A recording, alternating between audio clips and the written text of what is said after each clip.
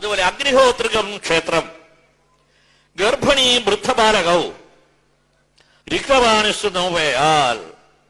അഗ്നിഹോത്രി യാഗം നടത്തിയവരെ കാണാൻ പോകുമ്പോൾ വെറുങ്കയായി പോകരുത്.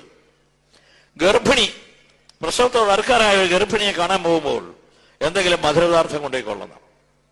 കാരണം അവളെ ഉദ്ദേശിച്ചല്ല, അതിൻ്റെ ഉള്ളിൽ ഒരു കുഞ്ഞുണ്ട്, അതിനെ ഈ ആത്മാവിനെയും കൂടി സങ്കല്പിച്ചാണ് കൊടുക്കുന്നത്.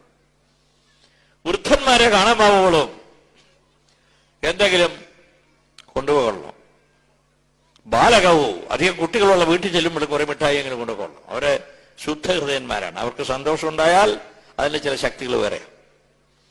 അതുപോലെ ക്ഷേത്രത്തിൽ വരുമ്പോൾ എന്തെങ്കിലും പുഷ്പമോ ചന്ദനത്തിരിയോ എണ്ണയോ കർപ്പൂരോ ഇനി ഒന്നുമില്ലെങ്കിൽ 10 പൈസയെങ്കിലും ഇട്ടിട്ട് വേണം തൊഴുവാൻ.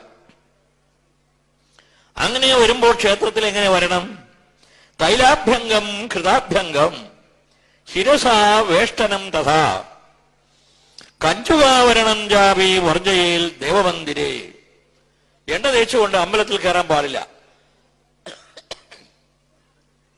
ഘൃതാഭ്യംഗം നെയ് തേച്ചുകൊണ്ട് കയറിക്കൂടാ. ശിരസാ വേഷ്ടനം തഥാ തലയിൽ കെട്ടിക്കൊണ്ട് അമ്പലത്തിൽ കയറിക്കൂടാ.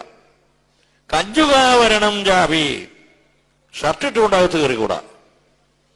വർജയിൽ ദേവമന്ദിരേ.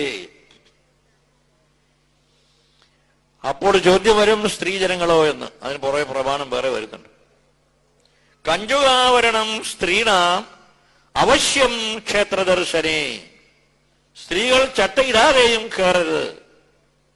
ചട്ടിയിട്ടേ കയറിക്കൂടും. എന്താ ഇങ്ങനെയൊക്കെ വിധിച്ചതിന് വല്ല നിയമമുണ്ടോ? അതിന് അടിസ്ഥാനപരമായി വല്ല ശക്തി ഉണ്ടോ? ഇതിൽ വല്ല രഹസ്യമുണ്ട്?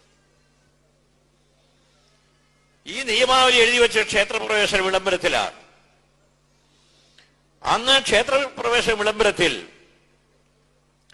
ഈ ഷർട്ടിട്ട് കയറുന്നതിനെ സംബന്ധിച്ച് പല തന്ത്രിമാരെയും വരുത്തി ചർച്ച ചെയ്തിട്ട് പൂർണ്ണമായ സമാധാനം കിട്ടാതെ സർസിപ്പി രാമസ്വാമിയായി ഡൽഹിയിൽ പോയി മദൻ മോഹൻ മാളവ മുതലായ മഹാപണ്ഡിതന്മാരെയും സിദ്ധന്മാരെയും കണ്ട് കേരളത്തിലെ തന്ത്രവിധാനം തന്നെ പ്രത്യേകതയുണ്ടെന്നും അതുകൊണ്ട് അവിടെ ഷർട്ട് ഉപയോഗിക്കുന്നത് ശരിയല്ല, സമശീതോഷ്ണ മേഖലയായതുകൊണ്ട് തണവിന്റെ ഒന്നും ബുദ്ധിമുട്ടില്ല, അതുകൊണ്ട് ഷർട്ട് ഉപയോഗിക്കാണ്ടിരിക്കുന്നത് കൊള്ളാം.